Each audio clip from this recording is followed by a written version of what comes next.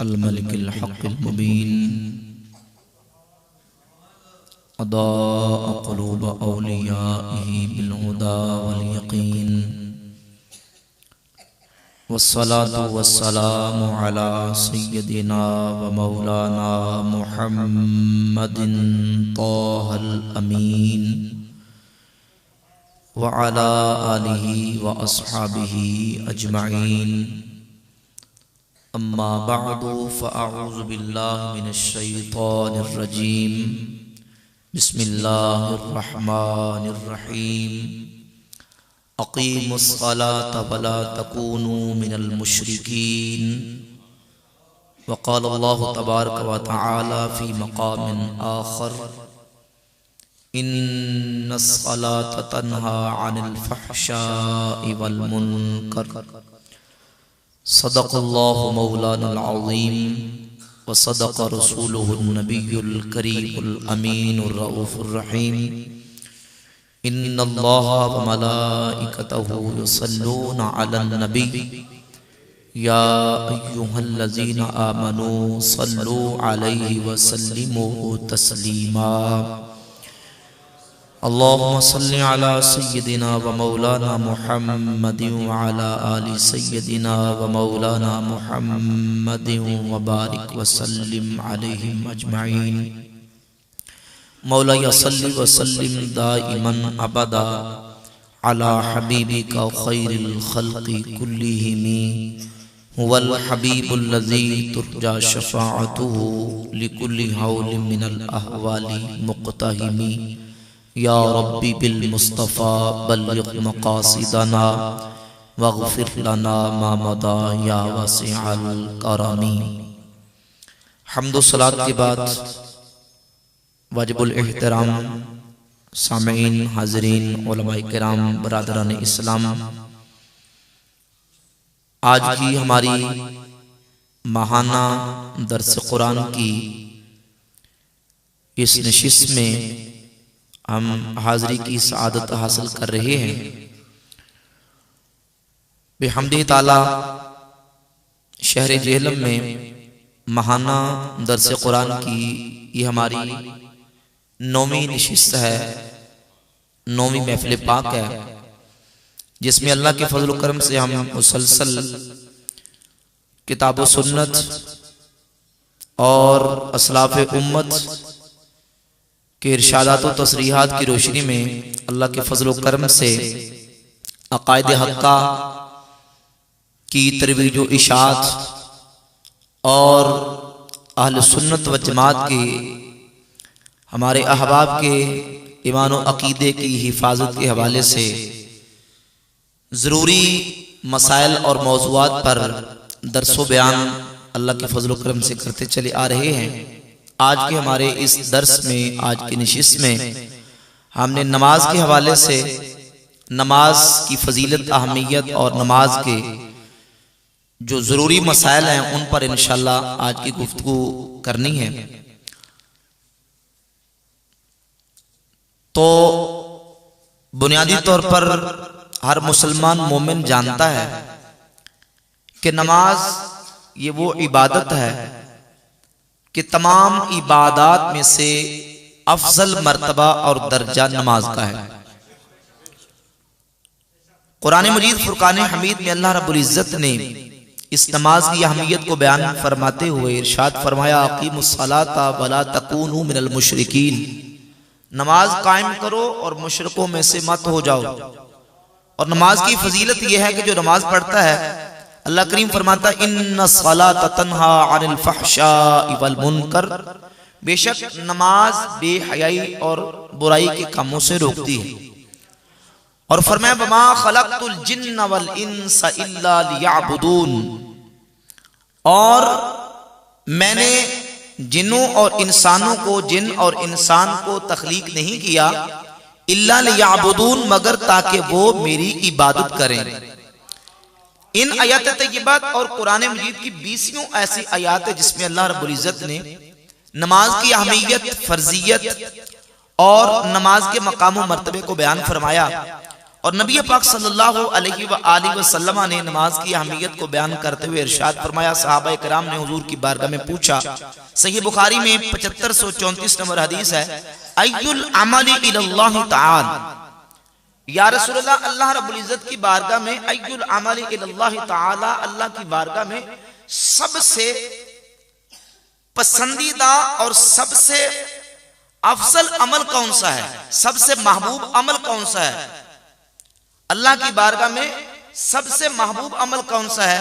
तो नबी पाक सल्लल्लाहु अलैहि वसल्लम ने फरमाया, अस्सलातु लिवक्तिहा, नमाज को उसके वक्त पे अदा करना। सबसे महबूब तरीन अमल यह है कि नमाज को उसके वक्त पे अदा किया जाए। और फरमाया कि जो शख्स नमाज को उसके वक्त पे अदा करता है, क़यामत का दिन होगा, सबसे पहले बंदे से उसके अमाल के बारे में जब सवाल किया जाएगा तो सबसे पहले बंदे से नमाज के बारे में सवाल किया जाएगा। फ़इन सलुहत सलुह साइरु अमलिही, अगर नमाज के इम्तिहान में, नमाज के सवाल के जवाब में कामयाब हो गया, दुरुस्त निकला, तो उसके तमाम अमाल और तमाम सारे जो मामलात है वो हल हो जाएंगे और दुरुस्त निकलेंगे।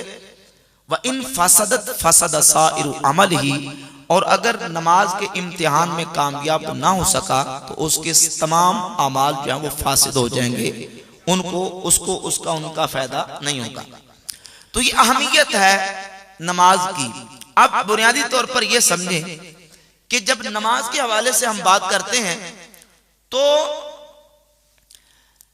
हर मुसलमान मोमिन जानता है कि अल्लाह रब्बुल इज्जत ने एक मुसलमान पर, एक मोमिन पर दिन में 5 वक्त नमाज को फर्ज फरमाया। कितने औकात में? 5 नमाजें फर्ज हैं। दिन और रात में हमने 5 नमाजें अदा करनी। इस पर पूरी उम्मत का इत्तेफाक और इजमा है और कतई हतमी इजमा है कि दिन और रात में कितनी नमाजें फर्ज हैं? 5 नमाजें। इसमें कोई इख्तलाफ नहीं। अब जब हम नमाज की रकात की बात करते हैं तो फजर की 2 रकातें, जोहर की 4 रकातें यानी फर्ज की हद तक, असर की 4 और मगरिब की 3 और इशा की 4, ये फराइज की जो तादाद है, इस तादाद पर भी पूरी उम्मत का इजमा और इत्तिफाक है कि इन 5 नमाजों के जो फराइज रकात हैं वो तमाम उम्मत का इत्तिफाक है कि फजर की 2, जोहर की 4, असर की 4, मगरिब की 3 और इशा की 4 है। इसमें भी कोई इख्तलाफ नहीं। जब हम नमाज ही के दीगर मसाइल को लेके चलते हैं तो कुछ मसाइल ऐसे आ जाते हैं जिन मसाइल के अंदर इख्तलाफ मौजूद है, जिन मसाइल में इख्तलाफ आ जाता है कि क्या ये नमाज का हिस्सा सुन्नत है या वाजिब है, मुस्तहब है या सुन्नत मौक़दा है या सुन्नत गैर मौक़दा, इसमें इख्तलाफ आ जाता है। नमाज की बाकी रकतों के हवाले से फराइज के अलावा उसमें भी इख्तलाफ आ जाता है।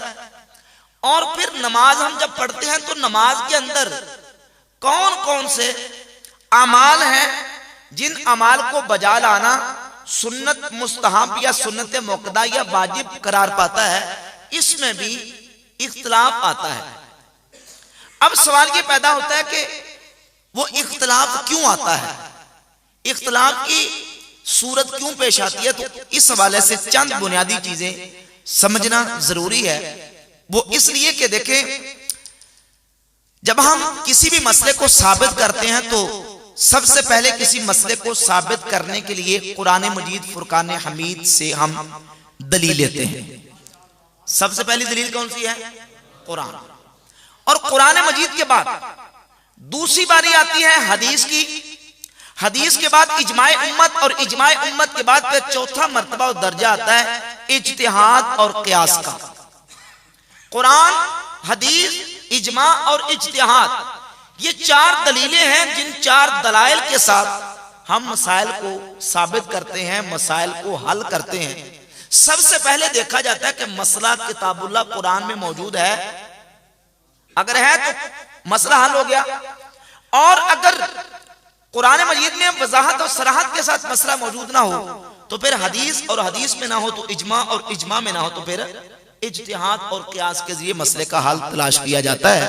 और इसकी बुनियाद उस हदीस पर है जो सुन्ने अबी दाऊद में, सुन्ने कुबरा बहकी में, और हाफिज इब्ने कसीर ने अपनी किताब तफसीर इब्ने कसीर में, और इमाम इब्ने अब्दुल बर उदलसी ने अपनी किताब जामिउ बयानिल इल्म व फज़लिही में इस हदीस की सनद को हसन जय्यद करार दिया है कि नबी पाक सल्लल्लाहु अलैहि व आलिहि वसल्लम ने हज़रत मुआज़ इब्न जबल रज़ियल्लाहु ताला अन्हु को मुल्क यमन की तरफ काजी बना के भेजा। तो जब उनको काजी बना के भेजा तो हुजूर अलैहिस्सलातु वस्सलाम ने उनसे पूछा कि ए मुआज़, ये बताओ कि अगर तुम्हें कोई मुकदमे का फैसला करना पड़ जाए तो तुम उसका फैसला कैसे करोगे? तो हज़रत मुआज़ इब्न जबल ने अर्ज की, या रसूलल्लाह, अक़दी बि किताबिल्लाह, मैं उसका फैसला अल्लाह की किताब कुरान से करूंगा। फरमाया इल्लम तजिद फी किताबिल्लाह, ए मुआज़, अगर तुझे वो मसला किताबुल्लाह से ना मिले, तू किताबुल्लाह से उसको ना पाए तो फिर क्या करेगा? तो हज़रत मुआज़ इब्न जबल ने की, या रसूलल्लाह, अक़दी बिसुन्नति रसूलिल्लाह, मैं उस मसले का हल रसूलुल्लाह की सुन्नत से करूंगा।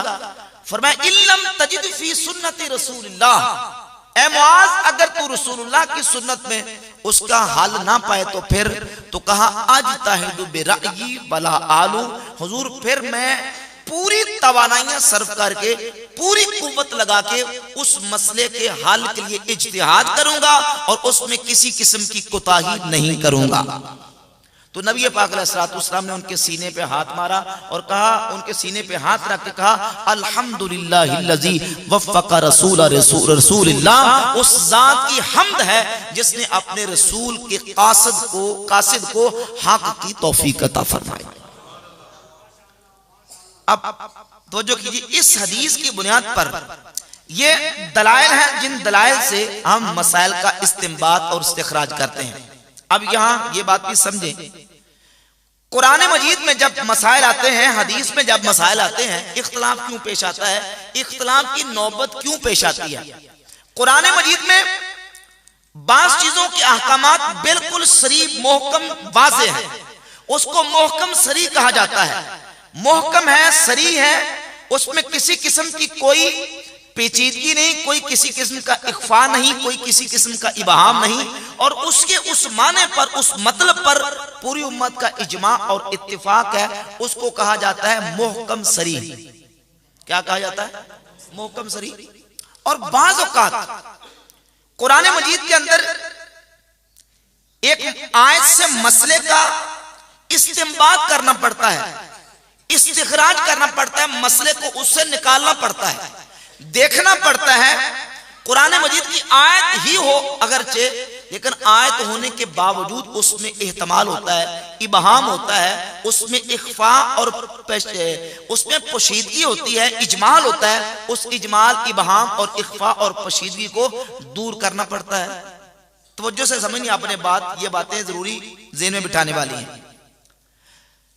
जब हम कुरान मजीद की और किताबुल्लाह की बात करते हैं, कुरान से किसी मसले को साबित किस तरह करना है, कुरान से किसी मसले का इस्तिंबात किस तरह करना है, तो इसके लिए किताबुल्लाह के उलूम को जानना जरूरी है। कुरान के उलूम को जानना, हमारे पास अल्लाह की किताब कुरान मौजूद है। कुरान किस जबान में है? अरबी जबान में। तो सबसे पहले बुनियादी तौर पर कुरान मजीद को सही मानों में समझने के लिए, उसका फहम और इदराक हासिल करने के लिए अरबी जबान को जानना जरूरी है। फिर अरबी जबान को जानने के बाद मुहावरात अरब, जो अरबी के मुहावरे हैं, एक लफ्ज अरबी मुहावरे में किस तरह इस्तेमाल होता है, उर्दू मुहावरे में किस तरह इस्तेमाल होता है, मुहावरात को जानना जरूरी है। कुरान ने एक जगह पे लफ्ज इस्तेमाल किया, वो हकीकी माना में है या मजाजी माना में है, लफ्ज अपने माने में सरी है या किनाया है, लफ्ज जाहिर है या कि उसका माना जाहिर नहीं। तो किताबुल्लाह की जो 20 अक़साम हैं, यानी खास है, आम है, मुश्तरक है, मुअव्वल है, हकीकत है, मजाज है, जाहिर है, नस है, मुहकम है, मुफस्सर है, खफी है, मुश्किल है, मुजमल है, मसला इबारत नस से है, इशारत नस से है, दलालत नस से है, इक्तज़ा नस से है। ये तमाम को समझना और इनका इदराक और फहम रखना जरूरी है। एक लफ्ज माना मजाजी में इस्तेमाल हुआ कि माना हकीकी में इस्तेमाल हुआ।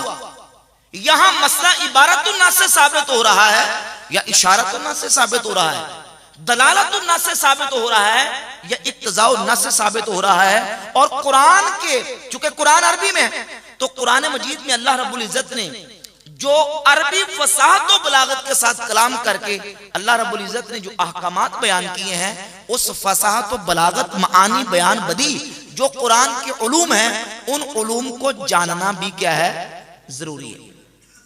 ये नहीं है कि एक रेडी चाबी लगाने वाला वो उठ के कहे कि मैं कुरान से मसाइल का इस्तेमाल करूंगा, मसाइल का खुद इस्तिखराज करूंगा, मैं कुरान में इज्तिहाद करूंगा। इज्तिहाद कुरान में वो करेगा इस्तिंबाती मसाइल में कि जो उस दर्जे का, उस लेवल का आलिम होगा। अब ये सिर्फ कुरान की बात है। अब कुरान मजीद के बाद जब हदीस की बात आती है तो अहदीस के ऊपर पूरा एक उलूम व फनून का एक पूरे का पूरा चैप्टर है कि सबसे पहले हदीस आएगी तो हदीस के जितने मुताल्लिका उलूम व फनून हैं, अस्मा और रिजाल का इल्म है, उसूले हदीस का इल्म है, कौन सी हदीस सही होती है, कौन सी ज़ईफ होती है, हदीस के अंदर उसके रावियों के अंदर इनकिता ना हो, रावी आदिल हो, तामो ज़ब्त हो, हदीस में शुज़ूज़ ना हो, इल्लत कादिहा मौजूद ना हो, और हदीस राजे कौन सी है, मरजू कौन सी है, नासिक कौन सी है, मनसूख कौन सी है, और हदीस जो है किस हदीस के अंदर बज़ाहिर सारी शर्तें पाई जाने के बावजूद इल्लत कादिहा पाई जा रही है, या उसमें कोई ऐसी जो है वो शुज़ूज़ उसमें पाया जा रहा है। इन तमाम उलूम पे महारत तामा और कामिल दस्तरस होना भी क्या है, जरूरी। बोले क्या है, किताबुल्लाह, सुन्नत रसूल। और फिर जब इजमा की बात आती है तो इजमा के मरातिब, इजमा के दराजात, और फिर क्यास और इज्तिहाद करने का मकीस और मकीस अलग का फर्क, और फिर इज्तिहाद के लिए जो उलूम व फनून की जरूरत है, जब वो सारी जरूरत पूरी हो जाए, जिस आलिम के अंदर वो जरूरियात और वो उलूम पूरे होते हैं, उसको मुज्तहिद कहा जाता है। क्या कहा जाता है, मुज्तहिद।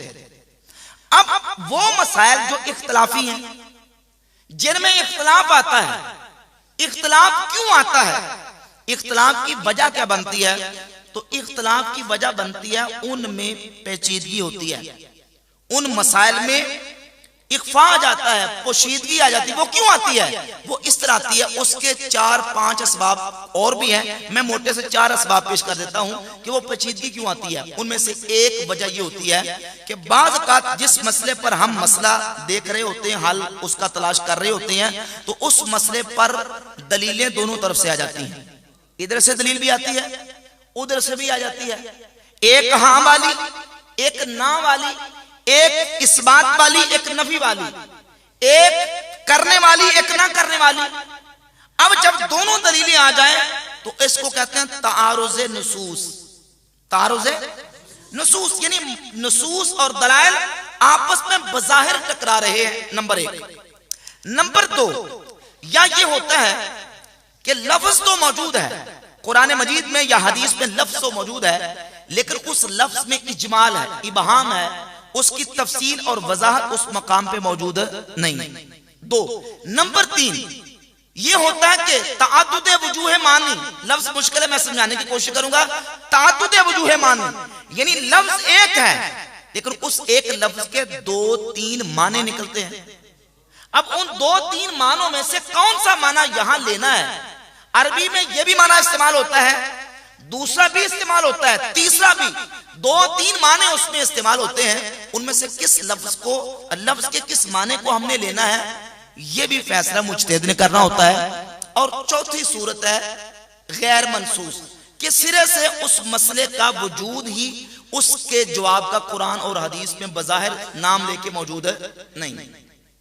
छोटी सी मिसाल देके मैं इंशाअल्लाह बात को क्लोज करने की कोशिश करके नमाज की तरफ आऊंगा। आपने ये मुकदमा बुनियादी तमहीद समझने की कोशिश करनी है।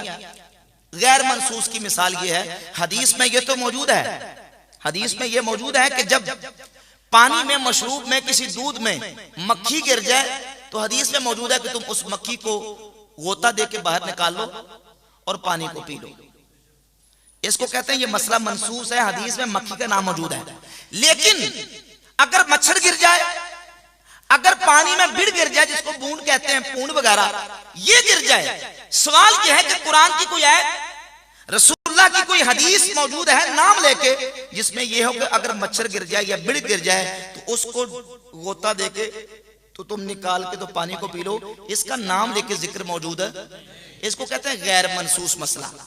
तो अब हमारे आइमा हनाफ ने, इमाम आज़म अबू हनीफा रहमतुल्लाह अलैह ने यहाँ इज्तिहाद ये किया, कहा कि वो जो मक्खी है, मक्खी चूंकि उसमें दमे मसू या दमे सयाल नहीं होता, वो बहने वाला खून नहीं होता, तो हर वो चीज जिसमें बहने वाला खून ना हो, वो इस तरह के हशरातुल अर्द में से कोई चीज पानी में गिर जाए तो उसको निकाल के पानी को पी सकते हैं। इससे ऊपर चले जाए वो मसला कि जिसमें ताअद्दुद वजूह मानी है। कुरान मजीद को उठाकर देख ले, जहां अल्लाह रब्बुल इज्जत ने औरत को इद्दत गुजारने का हुक्म दिया तो वहां इरशाद फरमाया, यतरब्बस्न बिअनफुसिहिन्ना सलासत कुरू, जिन औरतों को तलाक हो जाए वो औरतें तलाक के बाद 3 कुरू इद्दत गुजारें। कितनी कुरू इद्दत गुजारे? 3 कुरू। अब लफ्ज वहां इस्तेमाल हुआ कुरू। अब बच्चे बैठे में बड़ा जो ना वो मतलब के बच्चों को बचा के मैंने कोई लफ्ज खुला नहीं बोलना, मोहतात लफ्ज बोलना है, आपने तवज्जो करके समझने की कोशिश करनी है। लफ्ज कुरू इसका माना क्या है? जब हम अरबी जबान को देखते हैं, अरबी लुगत को देखते हैं, अहादीस को देखते हैं, तो कुरू का माना है अय्याम महवारी, और कुरू का माना है पाकी के अय्याम, जिनको तोहर कहते हैं। कुरू का माना तोहर भी है, कुरू का माना हैज भी है, दोनों माने इस्तेमाल होते हैं। सवाल यह पैदा होता कि इस आयत में कौन सा माना इस्तेमाल हुआ है? यहां माने को मुतय्यन करने के लिए मुज्तहिद दलाइल जमा करेगा और दलाइल जमा करने के बाद माने को मुतय्यन करेगा कि यहां ये माना मुराद लिया जाएगा। ठीक है। इमाम आज़म अबू हनीफा रहमतुल्लाह ताला अलैह ने इस आयत की रोशनी में कहा कि कुरू का माना यहां अय्याम महवारी है, यानी इद्दत जब शुमार की जाएगी तो उन अय्याम के मुताबिक 3 महवारियां गुजर जाएंगी तो इद्दत मुकम्मल हो जाएगी। ये 2 सूरतें बन गई। तीसरी सूरत वो जिसमें इजमाल और इबहाम है। इजमाल और इबहाम का मतलब है कि लफ्ज इस्तेमाल हुआ कुरान में या हदीस में, लेकिन उसमें इजमाल था, इख्तिसार के साथ बयान कर दिया गया, उसकी तफसीर कुरान में मौजूद नहीं, तफसीर उसकी कुरान में बयान नहीं की गई। मिसाल के तौर पे कुरान मजीद में अल्लाह रब्बुल इज्जत ने वुजू का जहां हुक्म दिया तो वहां फरमाया वमसहू बिरुऊसिकुम, अपने सरों का मसा करो। सरों का, वुजू में सरों का मसा करो, सरों का मसा करो। अब सवाल यह पैदा होता है कि सरों का मसा कितना करना है, कितना सर का मसा करना फर्ज, कितना वाजिब और कितना सुन्नत है, इसकी डिटेल और इसकी तफसील कुरान में बयान नहीं। सरों का मसा करो, यह इजमाल था, इसमें इख्तिसार और इजमाल के साथ बयान कर दिया गया, तफसील बयान नहीं की गई। अब तफसील के लिए फिर जो उस दर्जे का आलिम है जिसको मुज्तहिद कहा जाता है, वो अपनी इज्तिहादी तमाम तवानाइयां सर्व करके पूरा अपना जोर लगा देगा मसले को हल करने के लिए, और फिर जिस नतीजे पर वो पहुंचेगा उसको गैर मुज्तहिद के लिए जरूरी है कि उस नतीजे को माने। इमाम अबू हनीफा रहमतुल्लाह ताला अलैह ने इस आयत की रोशनी में 7 हदीस का सहारा लिया। हज़रत मुगीरा बिन शुबा रज़ियल्लाहु ताला फरमाते हैं कि नबी पाक सल्लल्लाहु अलैहि व सल्लम की ज़ात अक़दस ने, नबी करीम अलैहिस्सलातु वस्सलाम ने एक मकाम पे वुजू फरमाया व मसह अला नासियतिन, और नबी करीम अलैहिस्सलातु वस्सलाम ने पेशानी की मिकदार मसा फरमाया। पेशानी की मिकदार, इस हदीस की रोशनी में उस इजमाल की तफसील इमाम अबू हनीफा रहमतुल्लाह अलैह ने इस अंदाज से की, कहा चूंकि पेशानी की मिकदार अगर मापी जाए सर को तो वो 4 उंगली बनती है पेशानी की मिकदार। तो अब इस हदीस को साथ मिला के अगर सर के हिस्से किए जाए तो 4 उंगली, फिर 4 उंगली, फिर 4 उंगली, फिर 4, तो ये 4 अगर हम माप लेते हैं तो चौथा हिस्सा जो सर का है वो 4 उंगली के बराबर बनता है, लिहाजा चौथा हिस्सा मसा करना फर्ज ठहरेगा। कम से कम चौथा हिस्सा मसा करना फर्ज है और मुकम्मल सर का मसा करना सुन्नत ठहरेगा। बात समझ आ रही है? अब जो सबसे पहला नुक्ता था कि वो जो इख्तलाफ आया, पोशीदगी या पेचीदगी आई, वो क्यों आई? उसकी एक वजह मैंने बयान की थी, दलाइल का तारुस, नुसूस का तारुस, कि दलील आपस में टकरा जाती है। अब होता यह है कि बाज लोगों की तबीयत यह है कि एक रिवायत देख ली और वो भी अपना, उसके लिए अपना ही एक मेयार कायम कर लिया कि भाई इस किताब में होगी तो मैं मानूंगा, दूसरी किताब में आएगी तो मैं उसको नहीं मानूंगा। हालांकि कुरान मजीद फुरकान हमीद के बाद जब हम अहादीस की बात करते हैं तो कुतुबे अहादीस जो अहले सुन्नत के यहाँ मुसल्लमा और मानी जाती हैं, सिका आइमा मुहद्दिसीन ने किताबें लिखी हैं। जब सही सनद के साथ हदीस की किताब में हदीस मौजूद होगी तो उसको मानना जरूरी होगा।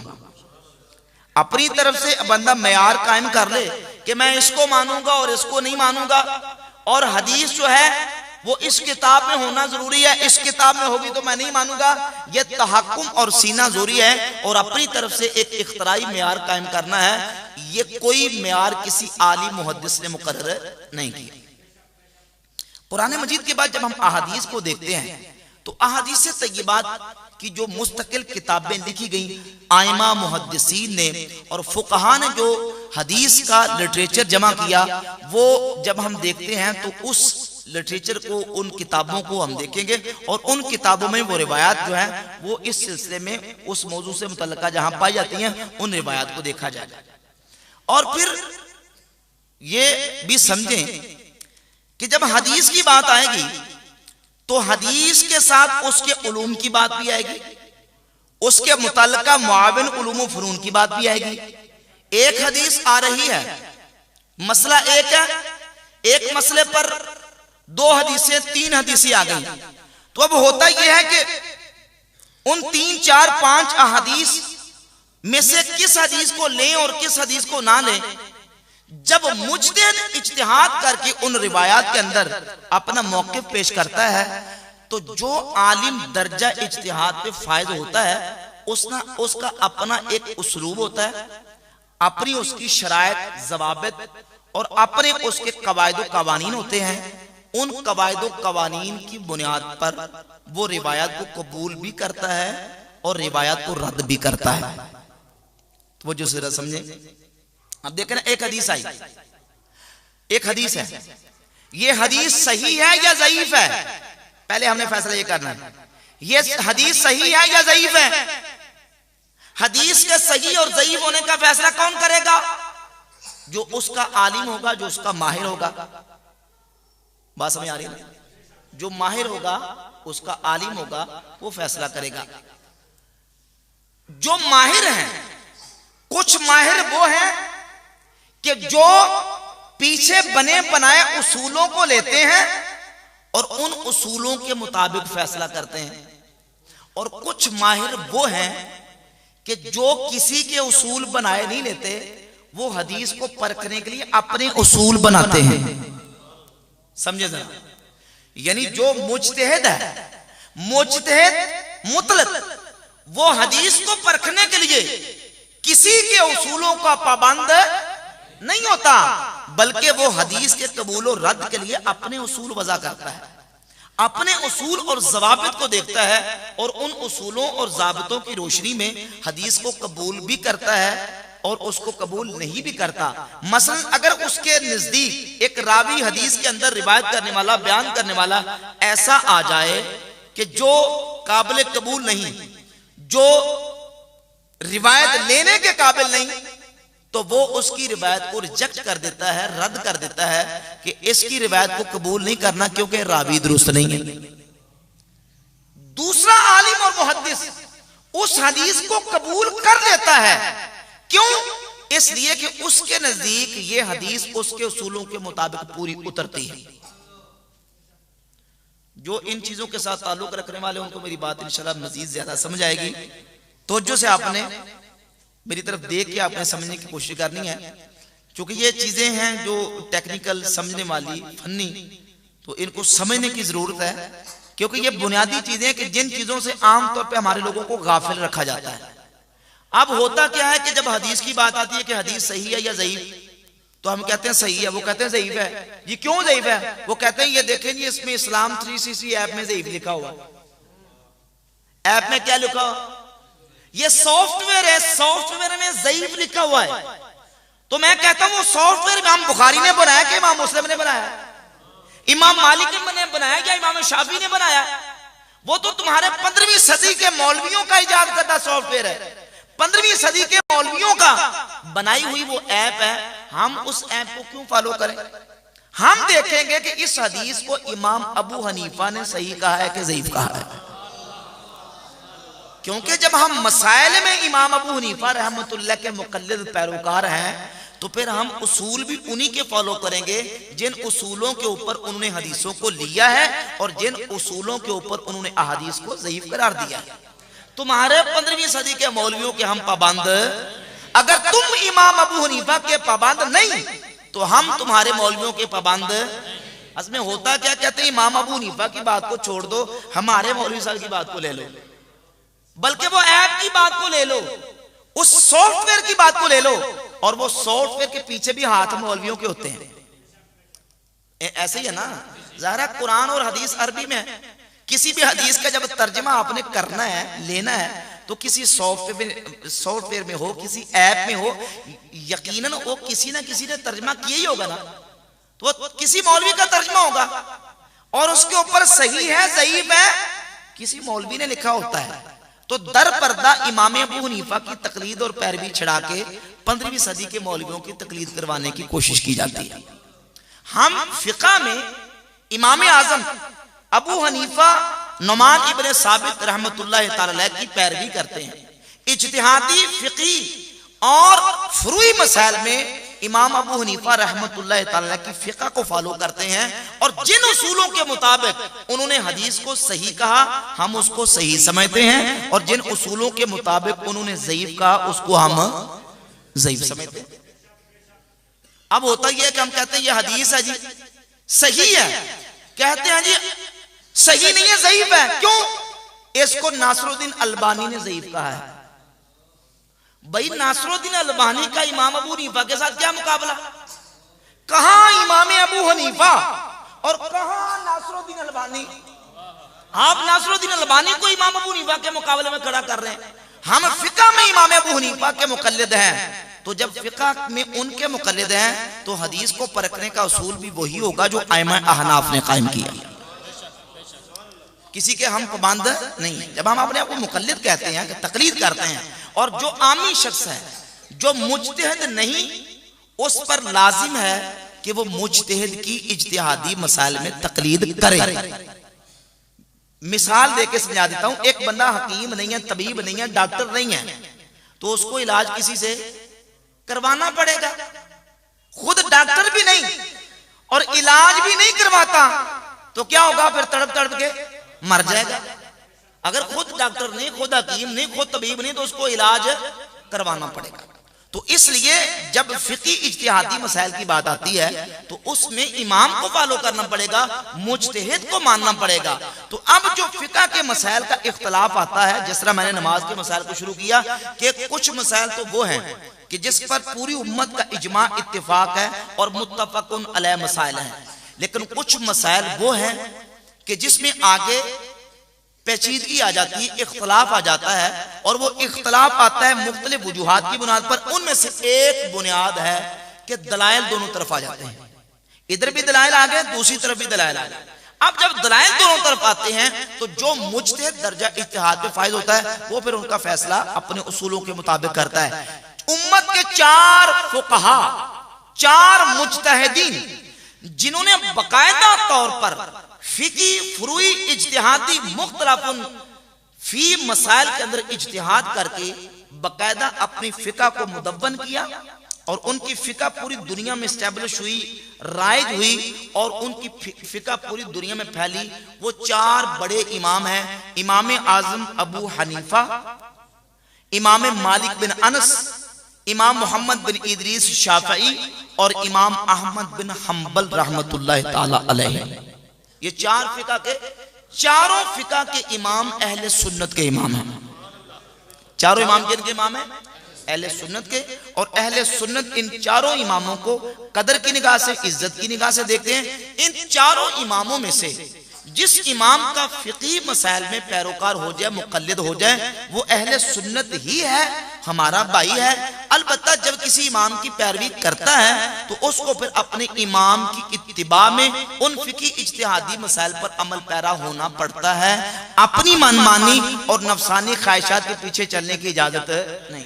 चारों में से जिसकी फिक़ा को फॉलो कर ले, जिसकी फिक़ा को कबूल कर ले, आप पूरी दुनिया का सर्वे करके देख ले, पूरी दुनिया इस्लाम के जितने ममालिक देख लें, तमाम इस्लामी ममालिक में सिवाय रवाफिज के तमाम इस्लामी ममालिक में इन चारों इमामों की फिक़ा ही मुसलमानों ने फॉलो की है। और फिक़ा हनफी, हम्बली, मालिकी, शाफी इसी पर कायम है। और सबसे ज्यादा मुसलमान, सबसे ज्यादा जिस फिक़ा को मानते और फॉलो करते हैं वो फिक़ा हनफी इमाम अबू हनीफा की फिक़ा है। पूरे मुल्कों के मुल्क और सल्तनतों की सल्तनतें और पूरी पूरी रियासतें इमाम आज़म अबू हनीफा रहमतुल्लाह तआला की फिक़ा को फॉलो करती हैं। एक इतराज का छोटा सा जवाब देकर इंशाअल्लाह आगे चलूंगा। कुछ लोग कहते हैं जी फिक़ा हनफी डंडे के जोर पे फैली है, तलवार के जोर पे फैली है। नहीं, ये बहुत बहुतान है, इल्जाम है। जिस तरह काफिरों का इस्लाम के ऊपर इतराज और इल्जाम है कि इस्लाम तलवार के जोर पे फैला है, इसी तरह फिक़ा हनफी के मुनकिरों और दुश्मनों का ये इतराज है कि फिक़ा हनफी जो वो तलवार के जोर पे फैली है। इस्लाम अपनी खूबियों, अपने महासिन की बरकत से फैला है और फिक़ा हनफी अपनी खूबियों और अपने महासिन की वजह से फैला है। पूरी दुनिया की अक्सरियत मुसलमानों ने फिक़ा हनफी को इसकी खूबियों, फिक़ा हनफी ने उम्मत की जरूरतों को पूरा किया।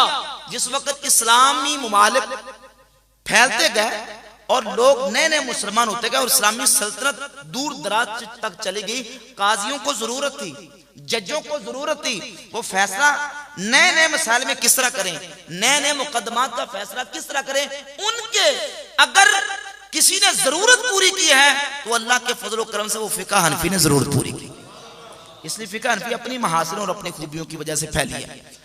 इमाम आज़म अबू हनीफा रहमतुल्लाह तआला की फिक़ा आपके इज्तिहाद और आपके कुरान और सुन्नत से मसाइल के इस्तिंबात का जो उसलूब है, जो तरीका है, उसमें एक आपका उसलूब ये है, मसला एक हो, एक मसले से मुताल्लिका रिवायात को जमा करके इमाम अबू हनीफा रहमतुल्लाह अलैह रिवायात को तत्बीक देके उसका नतीजा निकाल के अमल करते हैं। नतीजा निकाल के बस एक मोटी सी आप बात समझ लें कि रिवायात को तत्बीक करके, मुताबिकत करके, यानी इमाम अबू हनीफा रहमतुल्लाह का तरीका कर यह है कि एक मसला आता है, मसले से मुतल्लिका जितनी रिवायात आती हैं उनको जमा करके उसका रिजल्ट और नतीजा निकाल के कोशिश करते हैं कि कोई भी रिवायत रह ना जाए, सारी रिवायतों के ऊपर अमल हो जाए। इसको कहते हैं तत्बीक बैन रिवायात। रिवायात के दरमियान तत्बीक, मुताबिकत करके सब रिवायात के ऊपर अमल करने की राह को हमवार कर लेना। अब बाद उलमा का तरीका यह कि वो एक हदीस को ले लेते हैं, बाकी को छोड़ देते हैं। इमाम अबू हनीफा रहमतुल्लाह का ये तरीका है, वो फरमाते हैं कि एक मसले पर रिवायात लें और उनको तत्बीक और जमा करके सब के ऊपर अमल करने की कोशिश करें। अब हम नमाज के मसाइल को लेते हैं। जब हम नमाज के मसाइल ही को लेते हैं, नमाज शुरू करने से लेकर नमाज के इख्तिताम तक जितने मसाइल हमारे सामने आते हैं, उन मसाइल में से हम नमाज शुरू करने से लेकर, अगर मसाइल को शुरू करें तो सारे तो डिटेल के साथ बयान नहीं हो सकते, अलबत्ता चंद मिसालें मैं आपके सामने पेश करके इस मसले को वाज़ेह करूंगा। मिसाल के तौर पे हम नमाज में, नमाज शुरू करने से पहले अपने हाथों को उठाते हैं, अपने हाथों को, जिसको रफुल यदैन कहते हैं, हाथों को उठाना। अब हाथ कैसे उठाने हैं, कहां तक उठाने हैं, इस मसले पर 6 अहादीस में आपके सामने पेश करूंगा और उन 6 अहादीस को इस अंदाज से इमाम आज़म अबू हनीफा रहमतुल्लाह अलैह ने उनको तत्बीक देके मुताबिकत की है कि कहते हैं 6 की 6 हदीसों पर अमल हो जाता है। उनमें से एक हदीस तेजी से चलूंगा। सही बुखारी में जब हदीस आती है, ये एक मिनट सर, बल्कि 6 क्या, इस मसले पर जो रिवायात आती हैं वो आती हैं 8 हदीसें। एक हदीस सही बुखारी में 828 नंबर हदीस है। अबू हमीद अस्साइदी रज़ियल्लाहु ताला सहाबी रसूल, वो फरमाते हैं कि नबी पाक सल्लल्लाहु अलैहि वसल्लम ने नमाज में अपने हाथों को जब उठाया, जअला यदैहि हिज़ा मनकिबैहि, नबी अलैहिस्सलाम ने अपने हाथों को नमाज में कंधों तक उठाया। नमाज शुरू करते वक्त अपने हाथों को, एक हदीस सही बुखारी की, और इसके साथ सही मुस्लिम की 865 और 866 दो हदीसें।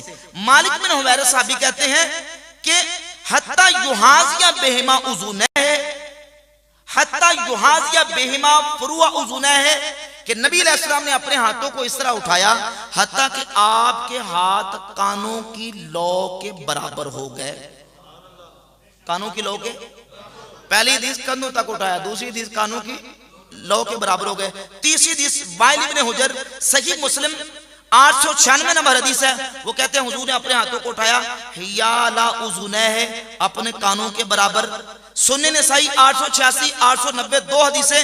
हत्ता हाज़ाता बिउज़ुनैहि, नबी करीम अलैहिस्सलातु वस्सलाम ने अपने हाथों को उठाया हत्ता कि आपके हाथ कानों के बराबर हो गए।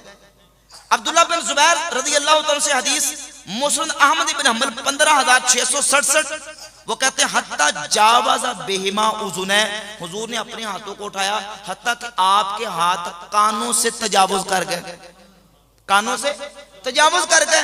बरा इब्न आज़िब मुस्नद याला 1692 नंबर हदीस है। कहते रअयतु इबहामैहि करीबम मिन उज़ुनैहि, मैंने हुजूर को हाथ उठाते नमाज में देखा कि आपके अंगूठे कानों की लौ के बराबर हो गए। वाइल इब्न हुजर साहबी फरमाते हैं सुन्नत अबी दाऊद 728 नंबर हदीस है, यरफऊना ऐदियहुम इला सुदूरिहिम, सहाबा को देखा कि वो अपने हाथों को सीने तक उठाते थे। अनस इब्न मालिक साहबी बयान फरमाते हैं मुसद्दरक सहीहैन जिल्द 1 सफ़ा 356, रिवायत का नंबर 931 है, फहाजा बिइबहामैहि उज़ुनैहि, कि नबी करीम अलैहिस्सलातु वस्सलाम ने अपने हाथों को इस तरह उठाया कि आपके दोनों अंगूठे कानों के बराबर हो गए। 8 हदीसें। कितनी हदीसें? 8 हदीसें। अब ये 8 हदीसें वो हैं कि जब हम नमाज में इस अंदाज से हाथों को उठाते हैं कि हाथ उठे और अंगूठे कानों की लौ के बराबर या करीब हो जाएं, और किबले की सम हाथ हो तो सीने तक हाथ उठाने वाली हदीस पर भी अमल हो जाता है, कंधों तक हाथ उठाने वाली हदीस पर भी अमल हो जाता है, कानों तक हाथ उठाने वाली हदीस पर भी अमल हो जाता है, और अंगूठे कानों के बराबर करने वाली हदीस पर भी अमल हो जाता है, और हाथ कानों से तजावुज करने वाली हदीस पर भी अमल हो जाता है। एक मसला 8 हदीसें, और 8 हदीसों को इस अंदाज से उन्होंने तत्वीक देके इमाम आज़म अबू हनीफा रहमतुल्लाह अलैह ने रस्ता अमल का हमवार किया है कि कोई एक हदीस भी छूटने नहीं पाती, 8 की 8 हदीसों पर अमल पूरा हो जाता है।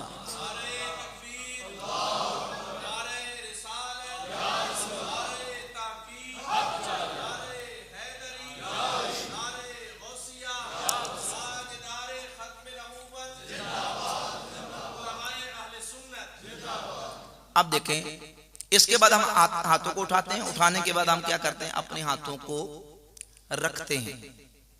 पहले हाथों को, बल्कि कह लें हाथों को बांधते हैं, पहले हाथों को बांधे बाद में रखते हैं। अब हाथों को बांधना है तो हाथों को किस तरह बांधना है? हाथों को इस तरह बांधना है या इस तरह बांधना है या इस तरह बांधना है, किस तरह बांधना है? इस मसले पर हमारे पास आती है 6 अहादीस। कितनी अहादीस? 6 अहादीस। और 6 अहादीस जब हम पढ़ के इंशाल्लाह मुजमल का मुफस्सर के साथ तत्बीक देके मुताबिकत करके नतीजा निकालेंगे तो नतीजा वही निकलेगा जो इमाम आज़म अबू हनीफा ने बयान फरमाया। नंबर 1 हदीस सही बुखारी की 740, समझ लें जरा। सैयदना सहल इब्न सअद अस्साइदी रज़ियल्लाहु ताला अन्हु फरमाते हैं कान नासु युअमरुना अन यदा अर्रजुलु अल यदल युमना अला ज़िराइहिल युसरा फी सलात, कि हमें हुक्म दिया जाता था कि नमाज में आदमी अपने दाएं हाथ को बाईं ज़िरा पर रखे, दाएं हाथ को बाईं ज़िरा पर रखे। अब चूंकि अरबी में हदीस है अरबी में जो अल्फाज इस्तेमाल हुए उन अल्फाज का माना, उनकी समझ हासिल करना भी हमारे लिए जरूरी है। तो अरबी जबान में हाथ कहते हैं यदुन को, या हाथ को कहते हैं यदुन, हाथ को क्या कहते हैं? यदुन। और एक लफ्ज इस्तेमाल हुआ जिरा, कि दाएं हाथ को बाईं जिरा पर रखने का हुक्म दिया जाता। तो ये समझें कि ये हमारी कोहनी से लेकर दरमियानी उंगली तक ये मुकम्मल जो है इसको अरबी में जिरा कहते हैं। क्या कहते हैं? जिरा। कोहनी से लेकर मुकम्मल दरमियानी उंगली के किनारे सिरे तक इस मुकम्मल को जिरा कहते हैं। और ये जो हमारा सामने हाथ है इसको यदुन कहते हैं। और अब इस जो हमारा हाथ है इसके एक एक उज़्व के अलग अलग नाम हैं, उंगली से लेकर बाकी अज़ा तक। खिंसर, बिनसर, वुस्ता, सुबाबा, इबहाम, जाहिरुल कफ़े, बातिनुल कफ़े, रुस्कुन, साइदुन, मिरफकुन, अदुदुन, कतिफुन, ये अलग अलग नाम है अज़ा के। अब हमने देखना कि दाएं हाथ को बाईं जिरा पर रखने का हुक्म दिया जाता। तो इस हदीस को हम पढ़ के तो इसका मतलब क्या समझे कि दाएं हाथ को बाईं जिरा पर रखने का हुक्म दिया जाता। अब मेरी तरफ देखे जरा, मैंने दाएं हाथ को यहां रख लिया, यहां रख लिया। क्या दाएं हाथ को बाईं जिरा पर रख लिया कि नहीं? रख लिया। अगर मैंने यहां रख लिया तो बाईं जिरा पर आ गया कि नहीं? आ गया। और अगर यहां रख लिया फिर भी आ गया, और अगर यहां रख लिया फिर भी आ गया। ये पूरी जिरा है। यहां रखें तो तब भी जिरा, यहां यहां कहीं भी रखें तो जिरा है। इसको कहते हैं मुजमल। हदीस के अंदर जिरा का लफ्ज मुजमल है, उसमें इबहाम है, मुबहम है कि दाएं हाथ को बाईं जिरा के किस पॉइंट पर रखना है, किस पॉइंट पर रखना है। इस हदीस में उसकी तफसील मौजूद नहीं। इसके लिए हमें दूसरी हदीसों का सहारा लेना पड़ेगा। दूसरी हदीस को हम जब देखते हैं तो मुस्नद अहमद इब्न हंबल में यही हदीस है हजरत सहल बिन साद असादी रदियल्लाहु ताला की 22,342। उसमें लफ्ज़ियां कानन नासु मरूना अन यदउल अल जुमना अन यदउ अल जुमना अल युसरा फी सलात, के लोगों को हुक्म दिया जाता कि अब दाएं हाथ को बाएं हाथ पर रखें नमाज में। दाएं हाथ को, बुखारी 740, दाएं हाथ को बाएं जिरा पर रखें। मुस्नद अहमद 22,342, दाएं हाथ को बाएं हाथ पर रखें। समझे? दाएं हाथ को बाएं जिरा पर, दाएं हाथ को बाएं हाथ पर। और तीसरी हदीस सुन्ने निसाई की 885 और सही मुस्लिम में 890 नंबर हदीस है। मोबाइल बंद कर लें। सही मुस्लिम में 896 नंबर हदीस है। हज़रत वाइल इब्न हुजर फरमाते हैं वदा यदहुल युमना अलल युसरा, कि नबी करीम अलैहिस्सलाम ने अपने दाएं हाथ को बाएं हाथ पर रखा, दाएं हाथ को बाएं हाथ पर रखा। और ये सही बुखारी है। सही बुखारी में एक और हदीस है मौला अली रदियल्लाहु ताला अन्हु से 1198 नंबर हदीस है। ये आपको हो सकता है किसी एप्लीकेशन या किसी ऐप से ना मिल सके। मेरे पास अल्लाह के फजल करम से असल किताब है 1198 नंबर हदीस। और उस हदीस से ऊपर इमाम बुखारी रहमतुल्लाह अलैह तालीकन इस रिवायत को लेके, जो कि मुसन्नफ इब्न अबी शैबा में सही सनद के साथ वो हदीस मौजूद है। ये सही बुखारी है। और 1198 नंबर हदीस, इससे ऊपर तालीकन इमाम बुखारी लेके है वदा अलीजुन रदियल्लाहु ताला अन्हु कफ़हु अला रुस्खिल ऐसर। हजरत मौला अली ने जब नमाज पढ़ी तो मौला अली नमाज में अपने दाएं हाथ को बाएं गुट पर रखते थे। दाएं हाथ को बाएं, पंजाबी में हम गुट कहते हैं और उर्दू में इसको गिट्टा कहते हैं। और जिसको हम गिट्टा कहते हैं उर्दू में इसको टखना कहते हैं। सारे उर्दू पंजाबी साथ बतानी पड़ती है ना। कोई कहे ना वो जी इसको गुट कह गए अपना, तो ये गोटी है। इसको हम जो गुट भी कहते हैं और गिट्टा। ये इसमें उर्दू में क्या है? बोले क्या है? गिट्टा। पंजाबी में गुट कहते हैं। और ये जो गिट्टा जिसको पंजाबी में कहते हैं ये क्या है? टखना। तो मौला अली दाएं हाथ को बाएं गिट्टे पर, ठीक है ना जी, रखते थे। अब ये हदीस सही बुखारी में 1198 नंबर हदीस से ऊपर तालीकन बयान है। कितनी हदीसें हो गई जी? 4 हो गई। अच्छा जी, अब एक और साथ मिला लें और आखिरी समझे मिला लें साथ। वो हदीस है सुन्ने निसाई में 885 और बाज नुस्खे, आजकल एक ऐप है गैर मुकल्लिदीन की बनी हुई इस्लाम 360 ऐप, इस्लाम 360 ऐप, उसमें ये गालिबन तकरीबन 890 नंबर है। ये हदीस वही है लेकिन सिर्फ नंबर का फर्क है। इस्लाम 360 ऐप वाबियों की ऐप है, उसमें ये 890 नंबर। सैयदना वाइल इब्न हुजर रदियल्लाहु ताला फरमाते हैं कि मैंने नबी पाक सल्लल्लाहु अलैहि वसल्लम को देखा कि हुजूर ने जब नमाज में अपने हाथों को बांधा, वदा यदाहुल युमना अला कफ़िल युसरा व रुस्गे व साइदे, तो नबी करीम अलैहि सलाम ने अपने दाएं हाथ को बाएं हाथ की हथेली की पुष्ट पर और इस गिट्टे पर और इस कलाई पर रखा, यानी इस तरह रखा कि हाथ का कुछ हिस्सा हाथ की हथेली की पुष्ट पर, कुछ हिस्सा गिट्टे पर और कुछ हिस्सा कलाई पर आया। हुजूर ने अपने हाथ को दाएं हाथ को बाएं हाथ पर इस तरीके से रखा। और इसके साथ एक और हदीस अब्दुल्लाह इब्न अब्बास रदियल्लाहु ताला अन्हु से सही इब्न हिब्बान में 1770 नंबर हदीस है। अब्दुल्लाह इब्न अब्बास रदियल्लाहु ताला फरमाते हैं कि नबी पाक अलैहिस्सलातु वस्सलाम की ज़ात अक़दस की तरफ से हमें हुक्म दिया, हुजूर ने फरमाया कि उमिरना अन नुअख़िरा सुहूरना व नुअज्जिला फित्रना, कि हम अंबिया का ग्रोह, हमें हुक्म दिया गया है कि हम अपनी सहरी को उसमें ताखीर करें और इफ्तार करने में जल्दी करें। व अन नुमसिका बिअयमानिना अला शमाइलिना फी सलातिना, और अपने दाएं हाथ के साथ बाएं हाथ को नमाज में पकड़ें, दाएं हाथ के साथ बाएं हाथ को पकड़ें। तो हदीस में पकड़ने का जिक्र भी आया, रखने का जिक्र भी आया, और दाएं हाथ को बाएं हाथ के किस मुकाम, किस पॉइंट और किस मौजू और जगह पर रखना है, इसकी तफसील उस इजमाल इबहाम की भी हदीस में हो गई। अब इन तमाम अहादीस को मिला के जब नतीजा निकलता है तो वो नतीजा ये है कि दाएं हाथ को बाएं हाथ पर इस अंदाज से रखा जाए कि हाथ का कुछ हिस्सा ये बाएं हाथ की पुष्ट पर, कुछ गिट्टे पर और कुछ कलाई पर इस अंदाज से आ जाए, और चिंगली और अंगूठे के साथ इस तरह हल्का भी बना ले ताकि रखना भी पाया जाए और पकड़ना भी पाया जाए, रखना भी पाया जाए और पकड़ना भी, इस अंदाज से कि पकड़ना भी पाया जाए और रखना भी पाया जाए। अब मुझे ईमान से बताएं, इन तमाम अहादीस को सामने रखकर सारी हदीसों पर अमल हुआ कि नहीं? तो जो करें, हुआ कि नहीं? ये है इमाम आज़म अबू हनीफा रहमतुल्लाह का उसलूब और तरीका कि वो एक मसले पर तत्बीक बैन रिवायात देने के बाद जो अमल की राह जो है उसको हमवार करते हैं। अब जब हमने अपने हाथों को इस अंदाज से रख लिया, पकड़ लिया, अब यहां तवज्जो करें, यहां दांदली क्या की जाती है, डंडी क्या मारी जाती है?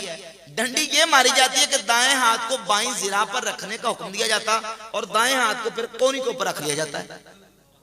यह सरासर धांधली है। दुनिया जहान में पूरा जखीरा अहदीस आप छान मारे, आपको कोई ज़ईफ हदीस भी ऐसी नहीं मिलेगी कि जिसमें यह हो कि दाएं हाथ को कोनी के ऊपर रखने का हुक्म दिया गया। कोई एक हदीस भी ऐसी कोनी पर रखने का या कोनी को पकड़ने का हुक्म दिया, कोई एक ज़ईफ हदीस भी ऐसी मौजूद नहीं है। ये सिर्फ और सिर्फ जो ना वो एक चालबाजी करके, धांधली करके, बाकी जो अहदीस है उनसे पहलू तही की जाती है और बाकी अहदीस और रिवायत को छोड़ने की कोशिश की जाती है। जब हम तमाम रिवायत और अहदीस को लेके जमा करते हैं तो अल्लाह के फजल करम से नतीजा यही निकलता है कि हाथों को इस तरीके से बांधा जाए। ये जो तरीका है ये किसी हदीस का तरीका नहीं। कोनी के ऊपर हाथ रखना और कोनी को इस तरीके से पकड़ लेना दुनिया जहान की किसी जखीरा हदीस में कोई हदीस मौजूद है नहीं। अच्छा, यहां मैं वजाहत कर दूं, ये पता क्यों किया जाता है? ये क्यों किया जाता है? ये एक मसला सीधा करने के लिए किया जाता है। वो मसला आगे आने वाला है। ये एक मसले को सीधा करने के लिए, वो मसला है हाथों को रखने का, कि जब हमने हाथों को बांध लिया, बांधने के बाद हाथों को रखना कहां है, ये मसला पेश आ रहा है। अब अगर हाथों को इस तरह बांध लिया तो फिर तो ज़ाहिर यहां रख लें, यहां रख लें, जहां नीचे नाव के नीचे तक भी हाथ आसानी से पहुंच जाएंगे। तो यार उन्होंने क्या कि तरीका यो कर लो कि जिस तरीके से हाथों को रखने की वो जो नौबत है ना, उस हदीस को हमें तलाश करना ही ना पड़े, उस हदीस की नौबत ना आए। तो कहा कि हाथ इस तरह बांध लो ताकि हम लोगों को ये चक्कर दे सकें कि भाई आप हाथ अगर इस तरीके से बांधते हैं तो ऑटोमेटिक सीने पर आते हैं, हाथ ऑटोमेटिकली सीने पे आए। अगर आप इस तरीके से हाथ बांध लें तो ऑटोमेटिक भाई आपके हाथ सीने पे आते हैं। तो ऐसे बांधे क्यों? इसलिए कि हमने तमाम हदीस को देखना है। इस तरह बांधने की कोई हदीस है जो दाएं हाथ को बाईं जिरा पर रखने का हुक्म दिया जाता है, तो मुस्लिम अहमद की 22,342 में कि दाएं हाथ को बाएं हाथ पर रखने का हुक्म दिया गया, वही हदीस इमाम अहमद बिन हंबल के, उसमें दाएं हाथ को बाएं हाथ पर जिक्र है। और सही मुस्लिम में, सुन्ने निसाई में सही हदीस मौजूद है कि हज़रत वाली इब्न हुजर रज़ियल्लाहु अन्हु फरमाते हैं कि नबी पाक अलैहि सलाम को मैंने देखा, हुजूर ने अपने दाएं हाथ को बाएं हाथ की हथेली की पुष्ट पर, गिट्टे पर और हथेली पर और गिट्टे पर और कलाई पर रखा था। और वो हदीस जब इजमाल की तफसील की जाए, मुबहम को वादे किया जाए, तो वो तरीका ये बनता है। जब तरीका ये बन गया तो अब मसला ये है कि हमने हाथों को रखना कहाँ, उसके लिए हमें हदीसें तलाश करनी पड़ेगी। और ये मेरा चैलेंज सुन ले, आप दिल की तख्तियों पे लिख लें, अल्लाह के फजल से पक्की बात अल्हम्दुलिल्लाह। जो लफ्ज मैंने बोले वो आपने याद करने बस, कि ये पूरी सियासत जिसको कहते हैं कुतुबे सित्ता, सही बुखारी, सही मुस्लिम, जामे तिरमिज़ी, सुन्ने अबी दाऊद, सुन्ने निसाई, सुन्ने इब्न माजा, ये हदीस की 6 मशहूर किताबें। हम तो अल्लाह के फजल करम से जितनी भी हदीस की किताबें हैं मुहद्दिसीन की, हमारे अकाबरीन के, उसको मानते हैं, ठीक है ना। ये 6 हदीस की किताबें, इन 6 किताबों में मुत्तसिल सनद के साथ, मुत्तसिल सनद के साथ कि कोई सहाबी बयान करे कि सुन्नत तरीका यह है, वो सिर्फ एक तरीका मौजूद है, वो है नाफ के नीचे हाथ बांधने का, सिर्फ एक तरीका। एक रिवायत सुन्ने अबी दाऊद में है, मुनक़ते मुरसल रिवायत, जिसमें जो है ना वो तौस ताबी वाली रिवायत है, उसमें सहाबी का जिक्र मौजूद नहीं, सहाबी का जिक्र है। जब सहाबी का जिक्र नहीं है, रिवायत मुनक़ते है, रिवायत मुरसल है, और मुरसल रिवायत तो इन लोगों के यहाँ हुज्जत, यानी ताबी बयान करता कि रसूलुल्लाह ने ये अमल किया सल्लल्लाहु अलैहि वसल्लम, दरमियान में सहाबी का जिक्र नहीं करता। और हमारे पास अल्लाह के फजल करम से 2 रिवायतें, मैं कहता हूं कोई ज़ईफ हदीस जो मुत्तसिल सनद के साथ हो, चाहे ज़ईफ ही हो, इन 6 किताबों में कोई माई का लाल सीने पे हाथ बांधने वाली हदीस पेश नहीं कर सकता। सिर्फ एक तरीका है, और वो तरीका है मौला अली और हजरत अबू हुरैरा रदियल्लाहु ताला अन्हुमा से मरवी हदीस कि नबी पाक सल्लल्लाहु अलैहि वसल्लम की सुन्नत ये है कि दाएं हाथ को बाएं हाथ पर नाफ के नीचे बांधा जाए, दाएं हाथ को बाएं हाथ पर नाफ के नीचे रखा जाए। अब इसमें एक रावी है अब्दुर्रहमान बिन इसहाक, इसके ऊपर जरा करते हैं। तो हमारे यहाँ ये रिवायत इमाम आज़म अबू हनीफा रहमतुल्लाह तआला की ज़ात अक़दस, जो हमारे मुज्तहिद हैं, जिनके हम मुक़ल्लिद हैं, उनके यहाँ ये रिवायत दलाइल की रोशनी में और अपने तमाम तर उसूल और ज़वाबित की रोशनी में उन्होंने इस रिवायत को तरजीह दी है। और इस रिवायत को तरजीह देके उन्होंने इस पर अमल करने का हुक्म दिया और खुद इस पर अमल किया। फिर ताबईन, तबा ताबईन के अक़वाल और आसार मौजूद हैं कि नमाज में जब हाथ बांधे जाएंगे तो नाफ के नीचे हाथ बांधना सुन्नत है। ये सुन्ने अबी दाऊद में 2 संदों के साथ सैयदना अबू हुरैरा रज़ियल्लाहु ताला अन्हु से और हज़रत सैयदना मौला अली रज़ियल्लाहु ताला अन्हु से ये हदीस सुन्ने अबी दाऊद में 756 और 758 ये 2 हदीसें मौजूद हैं। अब बात समझ आ गई ना जी। रिवायात को, हदीस को तत्बीक देके, नतीजा देके हम बिहम्दि ताला अमल करने को कहते हैं। अब तारुज़ बैन रिवायात की एक मिसाल जिसको बहुत ज्यादा हाईलाइट किया जाता है, मसाइल में से एक बहुत बड़ा मसला, मसला रफ़उल यदैन है, जिस मसले को कुफ्र इस्लाम का मसला बना के ये लोग पेश करते हैं। उसका ताल्लुक भी रिवायात के इख्तलाफ और तारुज़ के साथ है। और बुनियादी तौर पर यह बात अपने ज़हन में बिठा लें कि कोई बंदा अगर अपनी तौर पर अपनी तरफ से हदीस को कबूल करने का अपना मनगढ़ंत उसूल पेश करता है और अपना मनगढ़ंत मेयार पेश करता है, हम उसके मेयार के पाबंद नहीं है। वो कहे जी ये मसला जो है इसको आप बुखारी मुस्लिम से साबित करें, या इस किताब से मानूंगा उस किताब से नहीं मानूंगा, ये एक गढ़ा हुआ खुद साख्ता मेयार और उसूल है, इसका हकीकत के साथ कोई ताल्लुक नहीं है, उसूल ही कोई नहीं है, कोई ज़ाब्ता नहीं है।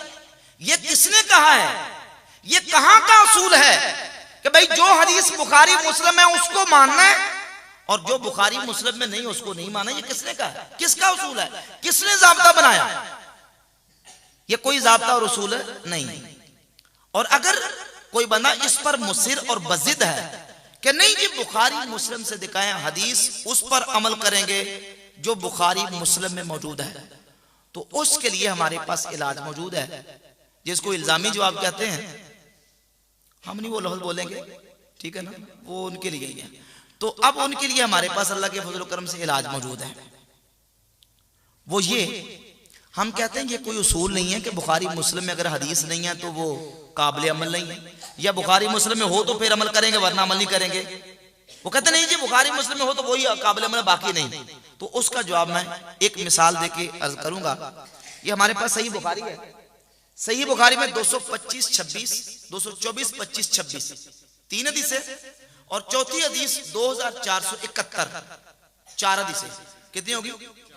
इमाम बुखारी ने सही बुखारी में बाब बांधा है, बाबुल बौले काइमन व काइदन, खड़े होके और बैठ के पेशाब करने का बयान, खड़े होके और बैठ के पेशाब करने का बयान। बाब और चैप्टर का उन्वान देके इमाम बुखारी रहमतुल्लाह अलैह इस बाब के तहत 3 अहादीस को लेके आए, और तीनों हदीसें वो लेके आए जिसमें खड़े होके पेशाब करने का बयान मौजूद है।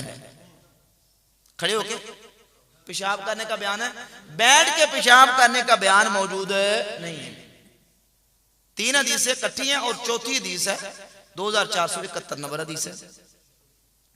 अब ये 4 हदीसें, 2 सहाबा से 4 हदीसें, 2 सहाबा से 4 हदीसें, और चारों हदीसों में खड़े होके पेशाब करने का बयान मौजूद है, बैठ के पेशाब करने का बयान मौजूद है। हालांकि उन्वान बाब का यह है बाबुल बौले काइमन व काइदन, खड़े होके और बैठ के पेशाब करने का बयान।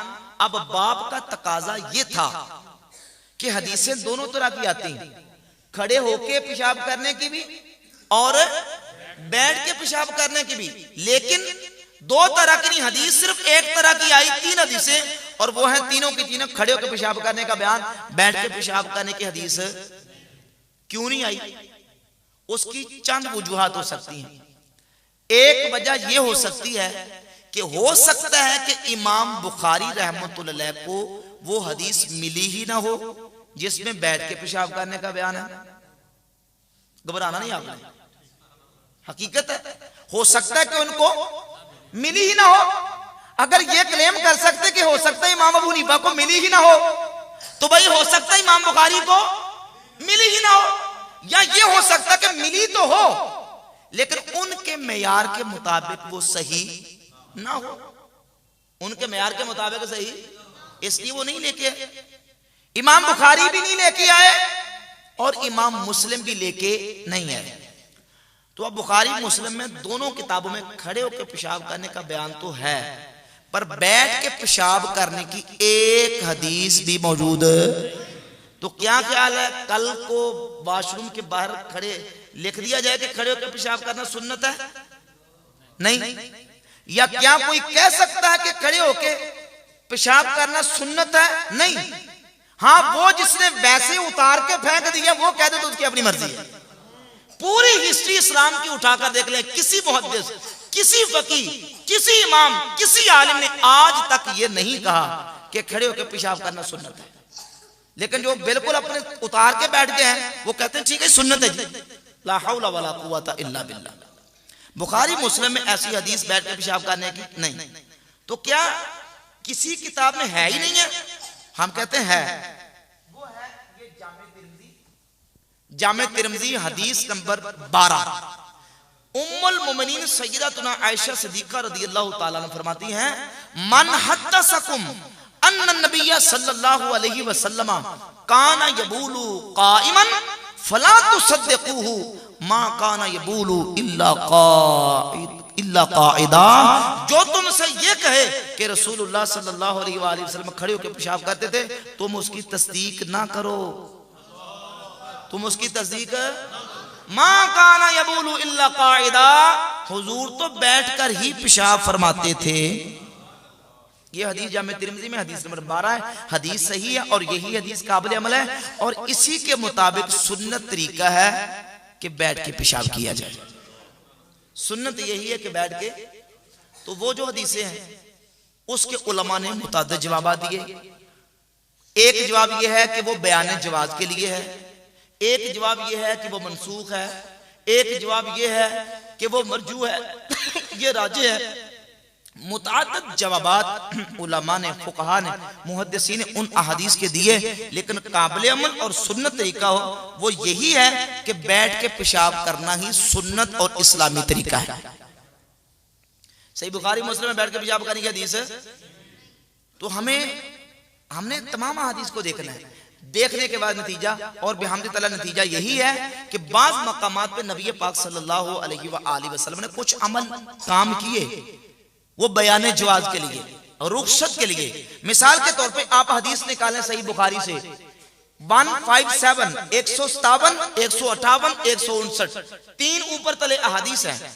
नबी पाक अलैहिस्सलाम ने वुजू किया तो हुजूर ने वुजू करते वक्त अपने अज़ा को एक एक मर्तबा धोया। हदीस नंबर 158, हुजूर ने वुजू किया, वुजू करते वक्त हुजूर ने अपने अज़ा को 2-2 मर्तबा धोया। हदीस नंबर 159, हज़रत उस्मान गनी हदीस के रावी हैं कि रसूलुल्लाह सल्लल्लाहु अलैहि वसल्लम ने वुजू किया और हुजूर ने अपने अज़ाए वुजू को 3-3 मर्तबा धोया। एक मर्तबा भी धोया, 2-2 मर्तबा भी धोया, 3-3 मर्तबा भी धोया।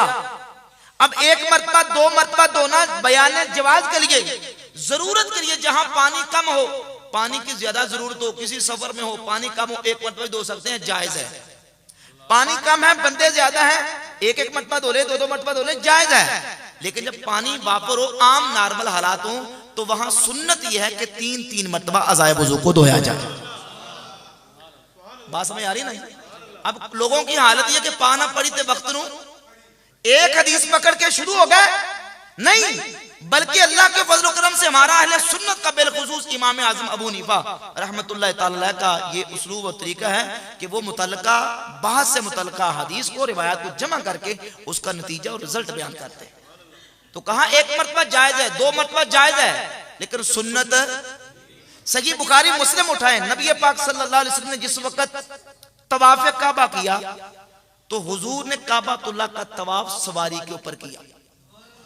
किस पे किया? सवारी पे। हुजूर ने काबा का तवाफ सवारी पे किया है। तो जब उलमा ने इस हदीस को बयान किया, ऊपर उसके हेडिंग और सुर्खी ये लिखी कि सवारी पर तवाफ करने के रुखसत का बयान, जवाज का बयान, सुन्नत का बयान है नहीं, सुन्नत का बयान नहीं, रुखसत और जवाज का बयान कि अगर कोई बंदा बीमार हो, बूढ़ा हो, तो उसके लिए रुखसत है, उसके लिए जायज है, वो सवारी पर भी तवाफ कर सकता है। लेकिन अफजल तरीका यह है कि वो पैदल चल के, रमल करके, इत्तिबा करके, जो तरीका मसनून इस्लाम ने बयान किया है उस तरीके से तवाफ काबा करेगा, ये सुन्नत है। लेकिन सवारी पर करना भी जायज है, सवारी पर करना जायज है। अमल के लिए इन तमाम अहादीस को देखा जाता है। अब इसी तरीके से आप देखते चले जाएं, सही बुखारी मुस्लिम बहुत सारी ऐसी मिसालें पेश कर सकता हूं, उनमें से आप ये चंद मिसालें सुन ली हैं। तो अब हम आते हैं मसला रफुल यदैन की तरफ। जब हम नमाज में हाथ उठाने और रफुल यदैन के हवाले से बात करते हैं तो मुखालिफिन कहते हैं कि बुखारी मुस्लिम से, हम कहते हैं कि तुम्हारा खुद साख्ता ज़ाब्ता है, ये कोई मुहद्दिसीन और फुक़हा का ज़ाब्ता नहीं है। और फिर जब इमाम अबू हनीफा रहमतुल्लाह अलैह की ज़ात अक़दस ने मसाइल को बयान किया है, इमाम बुखारी तो उस वक्त पैदा भी नहीं हुए थे। हाँ, इमाम आज़म अबू हनीफा रहमतुल्लाह ताला अलैह का सन्ने वफ़ात है 150 हिजरी, 150 हिजरी में इमाम अबू हनीफा रहमतुल्लाह अलैह अपनी पूरी फिका अपने शागिर्दों के हवाले करके लिख के और पूरी दुनिया पे फैला के इस जहाने फानी से पर्दा फरमा चुके थे 150 हिजरी में। और ये इमाम बुखारी रहमतुल्लाह अलैह, इमाम बुखारी रहमतुल्लाह की अक़दस ये उनकी सही बुखारी है। और इमाम बुखारी रहमतुल्लाह अलैह जो हैं ये पैदा हो रहे 194 हिजरी में और फौत हुए 256 हिजरी में। 194 में पैदा हो रहे हैं, बात समझ आ रही कि नहीं आ रही। इमाम अबू हनीफा 150 में विसाल फरमा गए और इमाम अबू हनीफा के वफात के कितने साल बाद, 44 साल बाद इमाम बुखारी पैदा हुए और 156 में फौत हुए। तो 256 में फौत हुए। अब देखें कि इमाम बुखारी रहमतुल्लाह भी पैदा ही नहीं हुए। बुखारी मुस्लिम ने किताबें लिख ली तो दरकिनार पैदा ही नहीं हुए। इमाम अबू हनीफा रहमतुल्लाह वो इमाम बुखारी और मुस्लिम के पाबंद थे? नहीं, ये तो पैदा नहीं हुए थे, दुनिया में जलवागर ही नहीं हुए थे।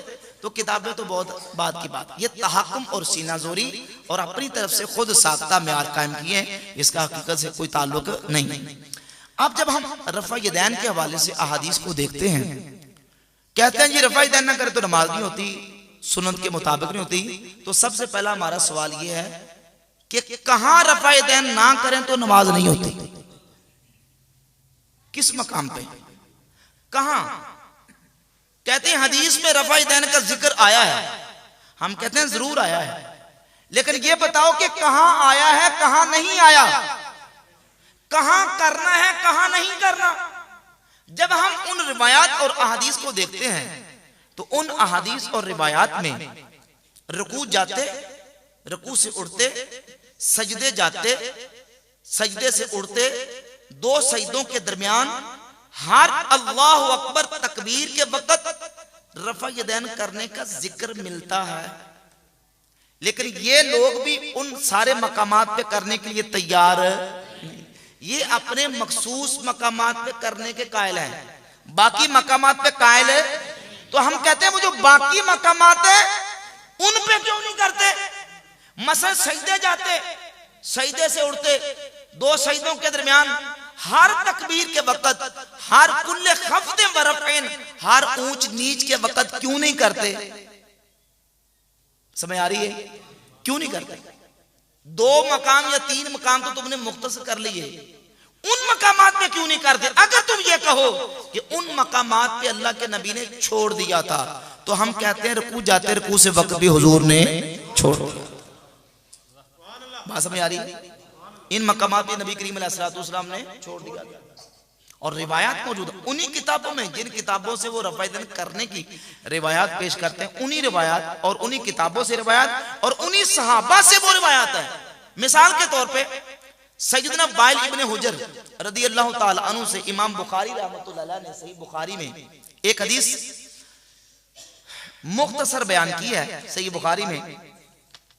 उसमें यह तो बयान हुआ है कि नबी करीम अलैहिस्सलाम ने रुकू जाते, रुकू से उठते वक्त नमाज में अपने हाथों को उठाया, रफ़ुल यदैन फरमाया, लेकिन उसमें हाथों को शुरू नमाज में उठाने का जिक्र मौजूद नहीं, मुख्तसर है। जब इमाम मुस्लिम रहमतुल्लाह अलैह उस हदीस को अपनी किताब सही मुस्लिम में लेके आए तो इमाम मुस्लिम ने उसी हदीस को बयान किया, तो साथ उसके और अल्फाज भी बयान किए कि नबी करीम अलैहिस्सलाम ने जब अपने हाथों को उठाया तो हुजूर ने अपने हाथों को कानों तक उठाया। ये कानों तक उठाने का सही बुखारी में मौजूद है, ये सही मुस्लिम में मौजूद है। और जब इमाम निसाई रहमतुल्लाह अलैह इसी हदीस को लेके आए तो इस हदीस को और तफसील से बयान किया कि रसूलुल्लाह सल्लल्लाहु अलैहि वसल्लम जब नमाज में हाथों को उठाया, रुकू जाते भी उठाया, रुकू से उठते भी उठाया, सजदे जाते भी उठाया और सजदों से उठते वक्त भी उठाया। अब ये सजदों जाते सजदों से उठते वक्त करने के लिए तैयार है, हालांकि बिल्कुल संदे सही के साथ और बड़े बड़े चोटी के जिला मुहद्दिसीन ने इस हदीस को सही कहा है और इसकी सनद भी सही है। सजदे जाते भी हुआ और सजदे से उठते भी हुआ, लेकिन ये करते नहीं। हम कहते क्यों नहीं करते? क्यों नहीं करते? छोड़ते क्यों हैं? तो जब अगर तुम रुकू सजदे जाते और सजदे उठते ना करो तो इतराज नहीं है, तो हम रुकू जाते, रुकू से उठते नहीं करते। उसकी बुनियाद क्या है? उसकी वजह यह है, उसकी वजह यह कि ये हदीस है जामे तिरमिजी, सुनन तिरमिजी भी कहते हैं, जामे तिरमिजी भी कहते हैं, सुन्ने अबी दाऊद में यह हदीस मौजूद है, सुन्ने निसाई में हदीस मौजूद है। इमाम अबू दाऊद इस हदीस को लेके पहले रफ़ादन करने की हदीस को बयान किया, फिर चैप्टर का उन्वान बयान किया रुखसतु ज़ालिका, यानी रफ़ादन के रुखसत का बयान यानी छोड़ने का बयान। इमाम निसाई हदीस को लेके आए, तो यही हदीस जो पढ़ने लगा हूं उन्हें हदीस को बयान किया, और बयान करने के बाद कहते हैं तर्क ज़ाले का, इसके तर्क का बयान। और इमाम तिरमिज़ी रहमतुल्लाह अलैह 257 नंबर हदीस लेके आए हज़रत अब्दुल्लाह इब्ने मसऊद रज़ियल्लाहु ताला अन्हु, वो अब्दुल्लाह बिन मसऊद जो नबी करीम अलैहिस्सलातु वस्सलाम के खुलाफाए राशिदीन के बाद सबसे बड़े आलिम सहाबी, और सही बुखारी में हदीस नंबर 5000 है। वो कसम खा के कहते हैं कि मुझे अल्लाह की कसम है, असहाबे पैगंबर जानते हैं कि मैं हुजूर के तमाम सहाबा में से कुरान का सबसे ज्यादा जानने वाला हूं, और 70 से ज्यादा सूरतें मैंने रसूलुल्लाह के मुंह मुबारक से सीखी हैं। और हदीस 4999 सही बुखारी की कि नबी पाक अलैहिस्सलातु वस्सलाम ने फरमाया खुजुल कुरान मिन अरबातिन, 4 मेरे सहाबा से कुरान सीखो। उनमें से एक नाम अब्दुल्लाह बिन मसऊद रज़ियल्लाहु ताला का।